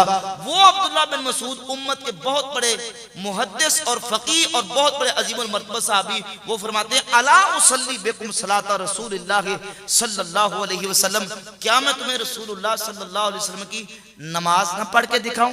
फसल्ला फलम यरफा यदैहि इल्ला फी अव्वल मर्रतिन, आपने नमाज पढ़ी, पूरी नमाज में नमाज के शुरू के अलावा न रुकू जाते, न रुकू से उठते, न सजदे जाते, न सजदे से उठते, पूरी नमाज में किसी मकाम पे रफ़ादान नहीं किया। इल्ला फी अव्वल मर्रा, जिस तरह हम कलमा शरीफ पढ़ते हैं ला इलाहा इल्लल्लाह, कोई नहीं इबादत के लायक मगर अल्लाह, तो लम यरफा यदैहि इल्ला फी अव्वल मर्रा, किसी मकाम पे रफ़ादान नहीं किया, इल्ला फी अव्वल मर्रा, किया है तो सिर्फ नमाज के शुरू में किया और नमाज पढ़ के दिखा दी। और इस हदीस को बयान करने के बाद 257 नंबर हदीस इमाम तिरमिज़ी रहमतुल्लाह लेके कहा हदीस इब्ने मसऊद हदीसुन हसन, अब्दुल्लाह बिन मसऊद की हदीस हसन है।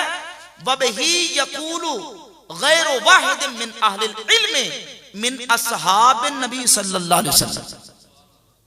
तो जो कहना जुमले में कहा वबही यकूलु गैर वाहिद मिन अहलिल इल्म मिन अस्हाबिन नबी सल्लल्लाहु अलैहि वसल्लम, अब्दुल्लाह बिन मसऊद रज़ियल्लाहु ताला की हदीस के मुताबिक हुजूर के एक दो नहीं गैर वाहिदिन बेशुमार अहले इल्म सहाबा ने यही कहा है नमाज के शुरू के अलावा बाकी मकाम पर रफ़ादान नहीं करना। ये इमाम तिरमिज़ी के कमेंट्स हैं। वही यक़ूलु गैरु वाहिद मिन अहलिल इल्म मिन अस्हाबिन नबी सल्लल्लाहु अलैहि वसल्लम व ताबईन, नबी करीम अलैहिस्सलातु वस्सलाम के अहले इल्म सहाबा और ताबईन ने यही कहा है कि नमाज के शुरू के अलावा बाकी मकाम पे रफ़ादान नहीं। और वो अहले इल्म कौन है? ये अल मुसन्नफ इब्न अबी शैबा, ये इमाम बुखारी और मुस्लिम के उस्ताद हैं, 235 हिजरी में फौत हुए। ये इनकी किताब है अल मुसन्नफ इब्न अबी शैबा, जिल्द नंबर 2 सफ़ा नंबर 415 पे, बल्कि पूरा चैप्टर और पूरा बाब है। और बाब का उन्वान उन्होंने दिया मन काना यरफ़ु यदैहि फी अव्वल तकबीरतिन सुम्मा ला यऊद, उन सहाबा का उन ताबईन का बयान कि जो सिर्फ नमाज के शुरू में रफ़ादान करते हैं, बाकी पूरी नमाज में रफ़ादान नहीं करते, उनका बयान। और पहली हदीस वो लेके आए सैयदना बरा इब्न आजिब रज़ियल्लाहु ताला से। हज़रत बरा इब्न आजिब फरमाते हैं अन्ना नबी सल्लल्लाहु अलैहि वसल्लम काना इज़ा फ़तह सलात, जब नबी पाक अलैहिस्सलातु वस्सलाम नमाज शुरू करते रफ़ा यदैहि, अपने हाथों को उठाते, सुम्मा ला यरफ़उहुमा हत्ता यफ़रुगा, हुजूर बाकी पूरी नमाज में किसी मकाम पे रफ़ादान नहीं करते थे हत्ता कि नमाज से फारिग हो जाते। दूसरी हदीस अब्दुल्लाह बिन मसऊद की मैंने जामे तिरमिज़ी पेश की, वो लेके आए। और उसके बाद मौला अली से हदीस लेके आए। आसिम बिन कुलैब अपने बाप से बयान करते वाले से, वो कहते हैं अन्ना अलियन काना यरफ़ु यदैहि इज़ा फ़तह सलात सुम्मा ला यऊदु, मौला अली जब नमाज पढ़ते तो नमाज के शुरू के अलावा बाकी मकाम पर रफ़ादान नहीं करते थे। फिर हदीस लेके आए 2461 काना असहाबु अब्दुल्लाह व असहाबु अली ला यरफ़उना ऐदियहुम इल्ला फी इफ्तिताह सलात, मौला अली और अब्दुल्ला इब्ने मसूद, इन दो बड़े जिल्लुल कद्र सहाबा के जितने शागिर्द थे वो नमाज के शुरू के अलावा बाकी मकाम पे रफ़ा यदैन नहीं करते। हदीस नंबर 2467, मुजाहिद ताबी अब्दुल्ला बिन उमर साहबी के शागिर्द हैं, वो कहते हैं मा रअयतु इब्न उमरा यरफ़उ यदैहि इल्ला फी अव्वल मा यफ्ततिहु, मैंने अब्दुल्ला बिन उमर को नमाज पढ़ते देखा। अब्दुल्ला बिन उमर सहाबी नमाज के शुरू के अलावा बाकी किसी मकाम पे रफ़ा यदैन नहीं करते थे। और आखिरी हदीस इस सिलसिले में हदीस नंबर 2469, असवद ताबी कहते हैं सल्लैतु मअ उमरा, मैंने हज़रत उमर फारूक के पीछे नमाज पढ़ी। फलम यरफ़ा यदैहि फी शै'इन मिन सलातिही इल्ला ही नफ़तह सलात, मैंने हज़रत उमर को नमाज पढ़ते देखा, हज़रत उमर नमाज के शुरू के अलावा बाकी मकाम पे रफ़ा यदैन नहीं करते थे। वो अहले इल्म सहाबा जिनका इमाम तिरमिज़ी कह रहे हैं वबही यक़ूलु गैरु वाहिद मिन अहलिल इल्म मिन असहाबे नबी सल्लल्लाहु अलैहि वसल्लम, हुजूर के अहले इल्म बेशुमार सहाबा वो नमाज में रफ़ा यदैन नहीं करते। वो कौन है? वो हज़रत उमर है, वो मौला अली हैं, अब्दुल्ला बिन मसूद हैं, अब्दुल्ला बिन अब्बास हैं, अब्दुल्ला बिन मसूद और मौला अली रज़ी अल्लाह तआला के सारे शागिर्द हैं। इमाम शाफी हैं, बड़े बड़े अजल्ला ताबईन हैं, वो नमाज में शुरू के अलावा बाकी मकाम पे रफ़ा यदैन नहीं करते। चार बड़े इमामों में से इमाम अबू हनीफा और हज़रत इमाम मालिक, जिनकी फिक़ह पूरी दुनिया में और पूरी दुनिया के मुसलमान उनको इज्जत की निगाह से देखते हैं, इमाम अबू हनीफा और इमाम मालिक, ये दोनों इमाम भी नमाज के शुरू के अलावा बाकी मकाम पे रफ़ा यदैन करने के कायल नहीं है। अपने इज्तिहाद और अपने इस्तिंबात की रोशनी में उन्होंने उन्हीं अहादीस को तरजीह दी है जिनमें रफ़ा यदैन के तर्क का और ना करने का बयान है। और उम्मत का इस वक्त जो अक्सरियत हिस्सा है, मेजॉरिटी जो उम्मत है, वो नमाज के शुरू के अलावा बाकी मकाम पे रफ़ा यदैन करने की कायल नहीं है। तो जिन आइमा का मौक़िफ़ इसके बरक्स है वो अपने इज्तिहाद में अपनी जगह पे दुरुस्त है, लेकिन चूंकि हम फिक़ह में इमाम आज़म अबू हनीफा रहमतुल्लाह को फॉलो करते हैं, उनके मुक़ल्लिद हैं, तो बिहम्दि ताला अल्लाह के फज़ल व करम से हमारे इमाम ने जो मसला अहादीस को तत्बीक देके बयान किया वो बिल्कुल अपनी जगह पे वाज़ेह और अय्यान है।